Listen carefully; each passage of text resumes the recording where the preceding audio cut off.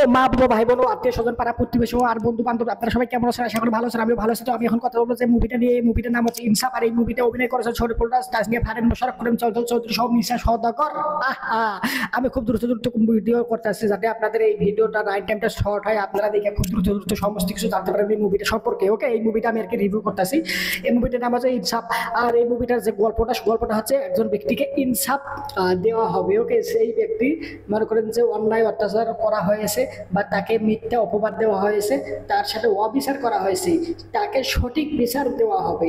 এই বিচার যে বিষয়টা রয়েছে এটা হচ্ছে বাংলা ওয়ার্ড মানে ওয়ার্ড, আর ইনসাফ এটা সম্ভবত আরবি আরবি সম্ভবত হতে পারে, আরবি বা উর্দু মানে এরকম একটা অন্য দেশের বা অন্য কোনো ভাষার একটা ওয়ার্ড, যেটা বাংলায় ট্রান্সলেট করলে বোঝায় বিচার। ওকে, তো ন্যায় বা কি বুঝতে পারছেন অবশ্যই বিষয়টা। বিভিন্ন ক্ষেত্রে আমরা এই ইনসাফ ওয়ার্ডটা বা এই ইনসাফ শব্দটা ব্যবহার করে থাকি বেশ কিছু ক্ষেত্রে। তো এই সিনেমাটার মধ্যে যেভাবে জিনিসটাকে তুলে ধরা হয়েছে প্রথম দিক দিয়ে একদম মনে করেন যে ইউসুফ নামে এক ব্যক্তি ছিল। ইউসুফ সে মনে করেন যে অনেকটা মনে করেন যে আতঙ্ক ক্রিয়েট করে রাখছে উত্তর সিটি কর্পোরেশন বা দক্ষিণ সিটি কর্পোরেশন, ঢাকা যে রয়েছে বিভাগ রয়েছে, এই বিভাগটা দুইটা সিটি কনভার্ট রয়েছে মানে দুইটা সিটিতে আর কি পরিচালিত হয়ে থাকে। একটা হচ্ছে উত্তর সিটি আর একটা হচ্ছে দক্ষিণ সিটি। তো সে প্রথমে একটা সিটি মনে করেন যে দখলে নেয়, পরবর্তীতে আর একটা সিটি যে আর কি রাজত্ব করতো তাকে মাইরা সেও ওটাও দখলে নেয়। এইখানে ভাগ বসায় হচ্ছে মিশা সওদাগর। সে এসে বলে যে খুব ভালো করেছো তুমি, ওই সিটির যে রাজত্ব করতো তাকে একদম ফালাই দিয়েছো, ওই সিটিটা আমি এখন থেকে কন্ট্রোলে রাখবো, আমি আর কি রাজত্ব করবো, তোমাকে 30% ভাগ দিব। ওকে, সে বলে যে না আমাকে 50% দিতে হবে। তাদের মধ্যে একটা বিবাদ তৈরি হয়, যার প্রেক্ষাপটে এইখানে মনে করুন যে মিশা সওদাগরের ক্যারেক্টারটা কি জানি কি জানি নামটা মনে পড়তেছে না, একটু আগে মুভিটা দেখে উঠলাম এখন মনে পড়তেছে না। ওর নামটা হচ্ছে নাম মনে পড়তেছে না, সিনেমা দেখলাম আমি। তো যাই হোক, মিশা সওদাগর বলে এই মিশা সওদাগরই মনে করেন যে মূল আর কি অ্যান্টাগনিস্ট না প্রোটাগনিস্ট। যারা নায়ক তারা হয় হচ্ছে অ্যান্টাগনিস্ট, আর যারা ভিলেন তারা হয় প্রোটাগনিস্ট। ওকে, নাকি ভুল বললাম? তো যাই হোক, এই মনে করেন মিশা সওদাগর মনে করেন যে সিনেমাটার মূল আর কি ভিলেন, যা বিষয়বস্তু রয়েছে সব থেকে এই ভিলেন চরিত্রে অভিনয় করেছেন মিশা সওদাগর। আমরা মনে করেন যে যতগুলো বাংলা সিনেমা এখন পর্যন্ত নির্মাণ হয়েছে তার মধ্যে বেশিরভাগ সিনেমার মধ্যে মিশা সওদাগর ভিলেন চরিত্রে অভিনয় করে থাকে, এই বিষয়ে আমরা সবাই অবগত রয়েছি। আর এই সিনেমাটা যখন শুরু হয় মনে করেন যে দেখা আপনার চোখ আটকায় যাবে। এই সিনেমাটোগ্রাফি, কালার গ্রেডিং বা ভিজুয়ালি টুকুর লাগতেছে একদম দুর্দান্ত। হ্যাঁ, আর এই সিনেমাটা মনে করেন যে রয়েছে যে আপনার কি বলে বিল্ড আপ যে বলা হয়েছিল যে এটা কি ওয়েব সিরিজ নাকি আর্ট পর্বের, যে বিল্ড আপ এটা সিনেমা। ওকে, এখানে এই ডায়লগটা রাখা হয়েছিল, আর ডায়লগটা রাখা হয়েছে যে মনে করেন এখানে আমরা দেখে বুঝতে পারছিলাম যে আসলে এখানে এই ডায়লগটা রাখা হয়েছে কি কারণে। প্রথমেই এই ডায়লগটা আর কি আমাদের সামনে আর কি রাখা হয় যে ভাই এটা ওয়েব সিরিজ না, এটা একটা সিনেমা, যা কিছু হবে খুব দ্রুত হবে। আর বাস্তবে হয়েছেও তাই। এই সিনেমার মধ্যে যা কিছু হচ্ছে একদম ঢাম ঢাম ঢাম ঢাম করে মনে করেন যে সামন দিকে এগিয়ে যাচ্ছে। আর সিনেমাটা রান টাইমও আবার কম না, 2 ঘন্টা অলমোস্ট 2.5 ঘন্টার মতো এই সিনেমার রান টাইম।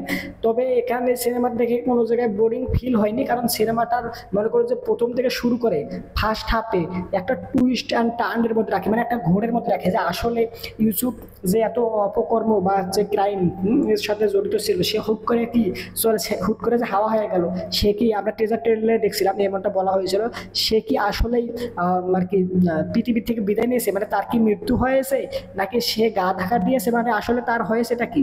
ওকে, নতুন করে আবার যে এই ক্রাইমগুলো হচ্ছে এই ক্রাইমগুলোর সাথে আবার কে জড়িত। ওকে, এই জিনিসটা আর কি একটা ঘোরের মধ্যে রাখি, আমাদের আর কি জানার আগ্রহ তৈরি করে। আর শেষ পর্যন্ত এই জানার আগ্রহটা আর কি আমাদের মধ্যে থেকে যায়, যার প্রেক্ষাপটে আমাদের মনে করুন যে কোথাও কি একটা থ্রিল বা একটা সাসপেন্স কাজ করে যে কি হবে ওকে তারপরে ওকে এমনটা মনে হয়। আর এই সিনেমার যেভাবে আর কি এডিট করা হয়েছে, এই এডিটের প্রশংসা করতেই হবে। দেখেন এক ক্লাইম্যাক্সে একটা রয়েছে ফাইট সিকোয়েন্স হবে, একটা আপনারা জানেন আমিও জানি, তবে এখানে যেভাবে তারা এডিট করেছে একদম দুর্দান্ত ভাবে। দেখেন এখানে একদিকে একজন একটা ব্যক্তি প্রেগনেন্ট, তার আর কি ডেলিভার হচ্ছে, আর এদিকে ফাইট সিকোয়েন্স চলতেছে ভিলেনে আর hero. Okay, antagonist and protagonist তাদের মধ্যে। ওকে, তো এইখানে যেভাবে এডিট করেছে, কখন ওই ক্লিপসটা বা ওই সিকোয়েন্সটা আস্তে আস্তে ডেলিভারি, আবার এদিকে আবার ফাইট সিকোয়েন্স চলতেছে, একদম সুন্দরভাবে প্রেজেন্ট করছে, এডিটটা খুব ভালো হয়েছে। আর এদিকে যদি আমি বলি মোশাররফ করিমকে আমরা টেজারে দেখেছি, ট্রেলারে দেখেছি, ইভেন গানের মধ্যেও দেখেছি, তো তাকে নিয়ে কথা বলা যেতেই পারে। এখানে তার যে ক্যারেক্টারটা রয়েছে সেই ক্যারেক্টারটা কিন্তু মনে করে যে মানে মানুষ যতগুলো ঘুরে ধরে মারতাছে দেখে মনে হতে পারে যে সে হয়তো বা ভিলেন, কিন্তু এখানে আপনাকে আবার আমাকে একটু মনে করেন যে এই অবাক করে দেওয়ার জন্য এই ক্যারেক্টারটা রাখা হয়েছে। মানে যখন এই ক্যারেক্টারটা আসবে স্ক্রিনে তখন দেখা আপনি হতভম্ব হয়ে যাবেন যে আসলে ব্যাপারটা কি। কিন্তু যখন ধীরে ধীরে ধীরে ধীরে ধীরে ওই ক্যারেক্টারটার মূল লক্ষ্য, মূল উদ্দেশ্য, মূল টার্গেটটা রিভিল হয়, তখনই আমরা রিলেট করতে পারি যে ও এই কারণে এগুলো হচ্ছে, উনি যে এই কর্মকাণ্ডগুলো করতেছে এই কারণে করতেছে, তখন আমরা ফিল করতে পারি, ওকে, বুঝতে পারি বিষয়টা। আর এদিকে ভাই লাস্টে আর একটা ক্যারেক্টার রয়েছে, আজব ক্যারেক্টার, ওকে। আর ক্যারেক্টারটা হচ্ছে চঞ্চল চৌধুরী এখানে রয়েছে, এখানে হারমোনি বাজায়, ওকে, এটা হারমোনি কয় না কি পিয়ানো কয়, যাই হোক ওটা বাজায়। সেভাবে যেভাবে সে এন্ট্রিটা মারে একদম সত্যিকার অর্থে আমি মনে করি যে সিনেমার অবদান সবগুলো শেষ, ওকে। হুট করে ওই ক্যারেক্টারটা আয়া পড়ে, আমি মনে করি আমাকে কিন্তু আগে থেকে আমি জানতাম যে এখানে চঞ্চল চৌধুরী অভিনয় করেছে, কারণ যখন সিনেমা হলে এই সিনেমাটা রিলিজ করা হয়েছিল তখন আমরা শুনেছিলাম যে এই সিনেমায় চঞ্চল চৌধুরী অভিনয় করেছে, মানে একটা কেমিও দিয়েছেন, ওকে। তো যার প্রেক্ষাপটে আমার মনে ছিল, কিন্তু হুট করে এইভাবে যে ওই ক্যারেক্টারটা আয়া করবে চঞ্চল চৌধুরী, তা আমি আর কেউ দেখে অবাক হয়ে গেছিলাম, ওকে। একটা মোশাররফ করিম যে এই সিনেমার মধ্যে রয়েছে তা আমি প্রথম দিক দিয়ে ভুলেই গেছিলাম, পরে যখন মোশাররফ করিম এন্ট্রি মারে তখন মনে পড়ে যায় ও হ্যাঁ মোশাররফ করিম তো এই সিনেমায় রয়েছে। আল্লাহ রে আল্লাহ। এরপরে যখন আবার চঞ্চল চৌধুরী এন্ট্রি হয়, কেমিওর রোলে আসে, তখন তো আরো চমকায় যে আরে বাবা ইনিও রয়েছে, মার হাবা। আর এখানে মনে করেন যে কেন জানি না মোশাররফ করিমকে সুপার হিরো আর কি দেখানো হয়, যে সুপারম্যানের মতো আর কি। কারণ উনি একবার দেখা যাচ্ছে হসপিটালে, একবার দেখা যাচ্ছে যেখানে ফাইট সিকোয়েন্স হচ্ছে, অ্যান্টাগনিস্ট অ্যান্ড প্রোটাগনিস্ট, ওখানে হুট করে আয়া পরে, মানে উনি মনে করেন যে একদম আয়রন ম্যান, কি আয়রন ম্যান, থর, তারপরে হাল্ক, এরপরে ক্যাপ্টেন আমেরিকা, যে ক্যারেক্টারগুলো রয়েছে না ওরকম, মানে ওরা আর কি যা মজা টাইম উঠে যাইতে পারে, বিভিন্ন আর কি ওদের শরীরে শক্তি থাকে, মানে বিভিন্ন আর কি বিষয়বস্তু যে রয়েছে। ঠিক মোশাররফ করিমের ক্যারেক্টারটাও এরকম ভাবে আর কি কিছুটা দেখানো হয়েছে। যদি ওই ক্যারেক্টারটা সত্যিকার অর্থে যদি আর একটুখানি যদি জিনিসটা ভেবে বুঝে করতো তাহলে ভালো হইতো। কারণ সব থেকে বেশি আমার খারাপ লাগছে হুট করে সে মনে করে যেভাবে এন্ট্রি নেয়, যেভাবে যে আর কি বিষয়টা রিভিল করে, যে লক্ষ্যে উনি এন্ট্রিটা নেয়, ওইটা কেন জানি না মনে করেন যে সুপারম্যানের মতো হয়ে গেছে। যদি ওনাকে বলতো যে ভাই আমি এই সমস্যায় পড়েছি আমাকে একটু হেল্প করেন, তখন সে হেল্প করতো, জিনিসটা আর কি কনভিন্স হতাম যে হ্যাঁ ঠিক আছে। কিন্তু হুট করে সে সুপারম্যানের মতো আয়া পড়ে এরকম কর্মকাণ্ড করে ফেলে, আবার এক জায়গায় থাকে হুট করে উঠে আরেক জায়গায় যায়, আমি তো দেখে অবাক যে কি ব্যাপার, কি হচ্ছে, এদিকে আয়রন ম্যান না সুপারম্যান, কখন কোথায় যাচ্ছে কোনো ঠিক ঠিকানা নাই। ওই যে হেনরি ক্যাভিল আসলো না এর আগে যে আমরা ক্যাপ্টেন আমেরিকা সিনেমা, তো কি কইতেছি, সুপারম্যান সিনেমা দেখছিলাম হেনরি ক্যাভিলকে, তো ওই সুপারম্যান ও অভিনয় করেছিলেন তার কথা। এর পরবর্তী আরো একটা যে সুপারম্যান সিনেমা আসলো কিছুদিন আগে, ঠিক ওরকম আমার মনে হচ্ছিল যে মোশাররফ করিম আর একটা সুপারম্যান হয়ে গেছে।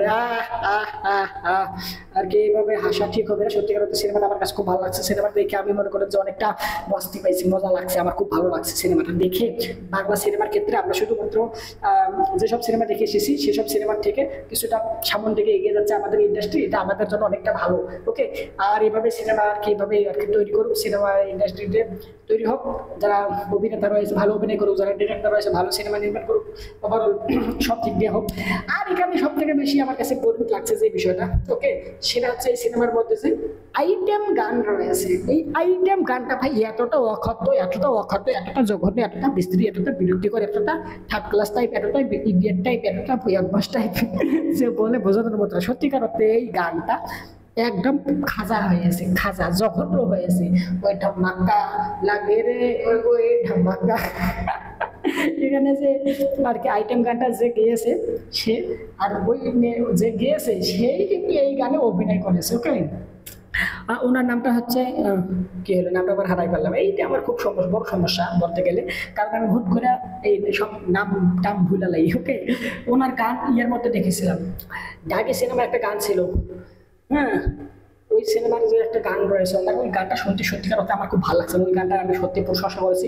ইভেন এই সিনেমার মধ্যে যে গানটা উনি গেয়েছেন আইটেম গান ধামাক্কা লাগে রে, যেটা জঘন্য হয়েছে, কিন্তু ডাকি সিনেমার মধ্যে যে গানটা গিয়ে সত্যিকার অর্থে ওই গানটা আমার খুব অনেক ভালো লাগছে, এটা আমাকে বলতেই হবে। ওকে, তো ওভারঅল যদি বলতে চাই এই সিনেমাটা খুব ভালো ছিল, নেগেটিভ বিষয়বস্তু পজিটিভ বিষয়বস্তু মিলে অ্যাভারেজ, বা অ্যাভারেজ বলে ভুল হবে, সিনেমাটা অ্যাভারেজের থেকেও ভালো। আমাকে যদি রেটিং করতে বলেন তাহলে আমি দিব 5/3। আহ আহ আহ আর এখানে বেশ কিছু ডায়লগ রয়েছে, বিশেষ করে মিশা সওদাগরের যে একটা ডায়লগ রয়েছে, হ্যাঁ, যে আমি কি তাহলে এখন রবীন্দ্রসঙ্গীত গাইবো, হ্যাঁ, আমারও পরাণে যাহা চাই তুমি তাই গো। মানে আমি নিজেও মাঝে মাঝে এই গানটা গাই, যে আমারও পরাণে যাহা চাই তুমি তাই গো, আমারও পরাণে যাহা চাই। আমার ইউটিউবে আপনারা যাবেন, যে সার্চ দেবেন, এই গানটা যখন শুনবেন সত্যিকার অর্থে সত্যি মধুর, শুনতে ভালো লাগে। আমিও এর কারণে শুনি। ওকে, যখন শান্ত সুস্থ থাকি এই গানটা সত্যিকার অর্থে অনেক ভালো, শুনতে ভালো লাগে। ওকে, তো ওভারঅল সব সিনেমা নিয়ে এই হচ্ছে আমার ওপিনিয়ন। তো আপনারা যারা দেখেছেন, তো আপনাদের কাছে কেমন লাগছে অবশ্যই কমেন্ট করে জানাবেন। আর ভিডিওটা যদি এখন লাইক না দিয়ে থাকেন তাহলে দ্রুত লাইক দেন, আর কমেন্ট করে অবশ্যই আমাদের মতামত জানান। চ্যানেলটা সাবস্ক্রাইব করে না থাকলে সাবস্ক্রাইব করে দিন। সম্পূর্ণ ভিডিও দেখার জন্য আপনাকে জানাচ্ছি অসংখ্য ধন্যবাদ। তো হামটা মিটে সেটা কাঁকড়াটা বেরো সেটা আর আপনাদের থাকবো সাথে অনেক বড় লড়ার মাথা। হ্যাঁ হ্যাঁ, ঠিক আছে, বাই।